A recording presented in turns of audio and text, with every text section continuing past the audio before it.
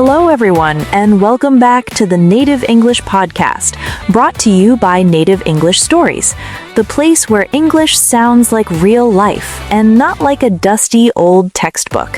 I'm Sarah. And I'm John. Honestly, it feels great to be back. I've got my coffee, my mind is clear, and I'm ready for a real, deep conversation. You sound unusually prepared today, John. Did you actually get a good night's sleep, or is that coffee doing all the heavy lifting? Probably a bit of both. But mornings like this always make me think about the big things: life, work, direction, and where everything is headed. Interesting. Work is definitely one of those topics that follows you everywhere, sometimes even before you've finished your breakfast. Exactly. Some people wake up genuinely excited to start their day, while others wake up feeling tired before they even get out of bed. And then there are those who lie there, quietly asking themselves, should I stay in this job or should I try something completely different? That's a question that never really goes away, does it? Not really. It just gets louder or quieter depending on where you are in your life. Before we dive into that, a quick pause. If this podcast helps you practice your English even a little bit, please like this episode, subscribe, and share it with someone else on their English journey. Your support is what keeps these conversations going. All right, so today we're talking about something very real and very relevant: jobs versus business. Oh, that topic can spark some very long conversations, at home, with friends, or at the dinner table, sometimes even inside your own head at 2 in the morning. The 2 a.m. version is always the most honest one, isn't it? Exactly. Some people love the security and stability of a job. Others dream of the freedom of running their own business. And many people are stuck somewhere in the middle, genuinely unsure which path makes the most sense for them. And that confusion is completely normal. It's a very human way to feel. So let's start simple. When someone says, I have a job, what's the first feeling or thought that comes to mind? Stability, routine, a regular path, something known and predictable. Yes, a job usually means fixed hours, a regular salary, and clear responsibilities. And for a lot of people, that feels safe, especially when you have a family, rent, and monthly bills to think about. A job gives you predictability. You know when your salary arrives. You know what is expected of you. That removes a certain kind of daily stress. But not for everyone. Right. Some people feel deeply stuck in a job, like their time belongs to someone else, like they're spending their energy building someone else's vision instead of their own. And that is where the word business enters the conversation. When people imagine business, they often think of freedom. Freedom of time, freedom of creativity, freedom to earn without a fixed ceiling. At least in the dream version.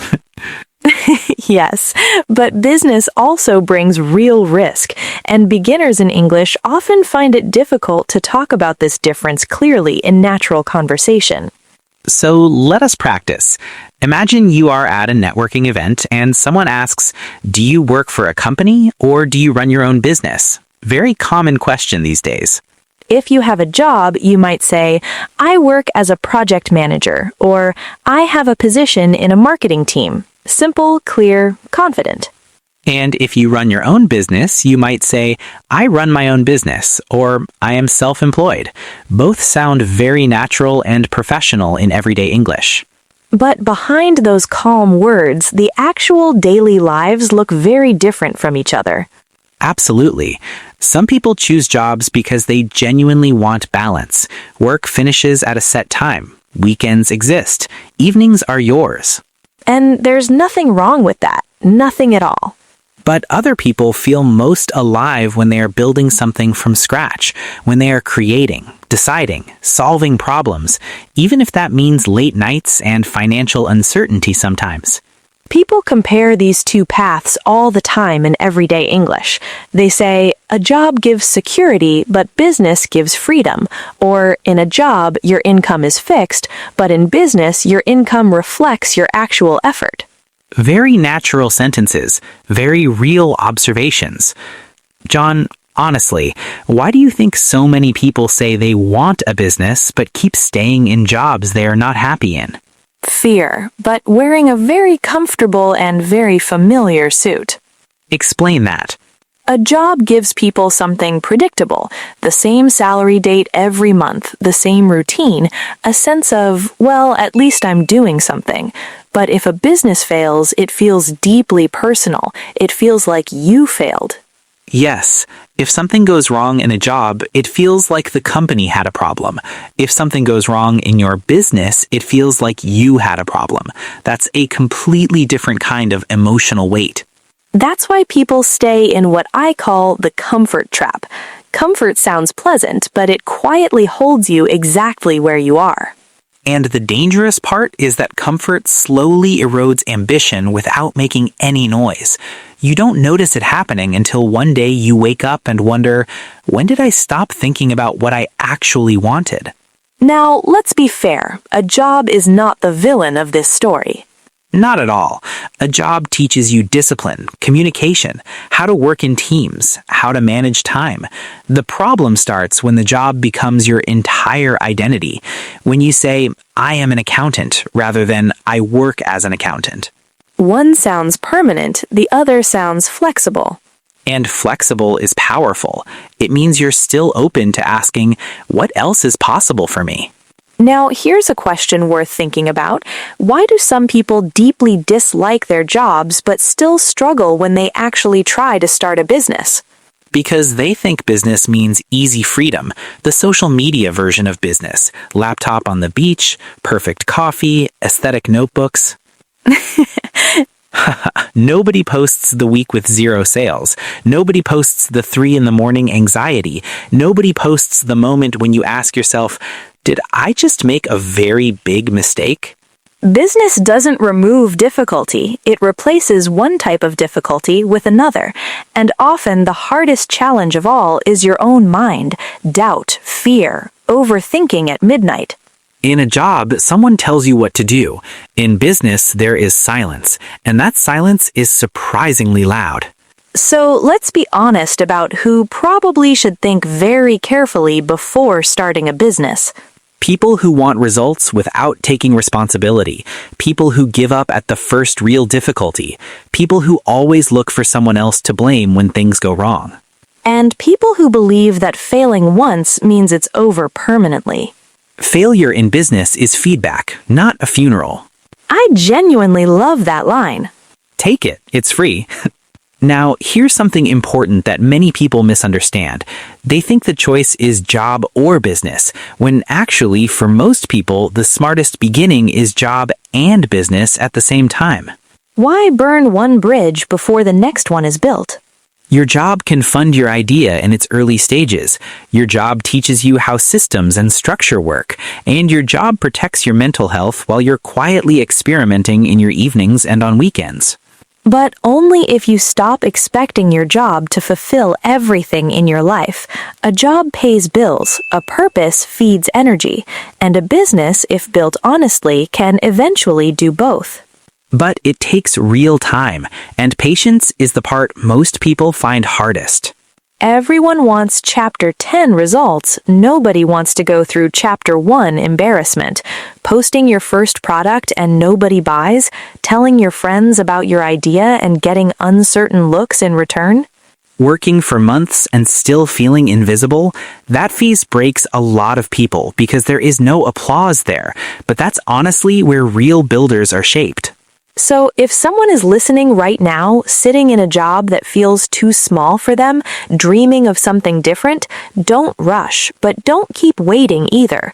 Learn something new after work. Build something small. Let yourself fail quietly while the stakes are still low. Grow loudly later when the foundation is ready. Now, let's talk about mindset, because skills will get you started, but mindset decides how far you actually go. What's the real difference between an employee mindset and an owner mindset? The way you relate to responsibility is key. An employee asks, "What do I need to do today?" An owner asks, "What needs to be solved today?" Subtle, but it changes everything. Employees tend to wait for direction. Owners look for the problem before anyone points to it. And in a job, if something goes wrong, you can say, "That was not in my job description."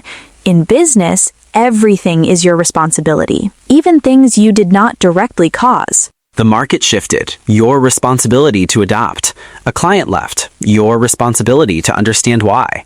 That weight is real, and nobody fully prepares you for it. School trains you to follow instructions.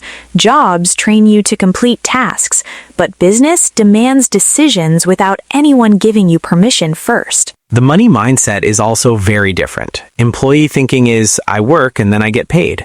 Owner thinking is, I build something valuable and then maybe I get paid. That maybe is genuinely uncomfortable for most people. Employees trade time for money. Owners trade value for money. And if no real value is created, nothing comes back. No guaranteed number arriving in your account on a fixed date. That is why owners think in years, not months, and that long view changes how they handle difficult periods. An employee feels pain and thinks this is unfair. An owner feels pain and thinks, what is this situation trying to show me? Pain becomes information instead of punishment.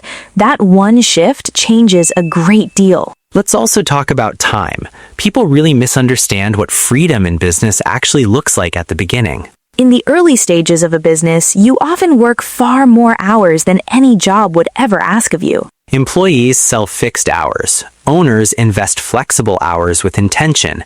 Every hour is pointed at something specific. Employees count hours until they can leave. Owners count progress and small milestones.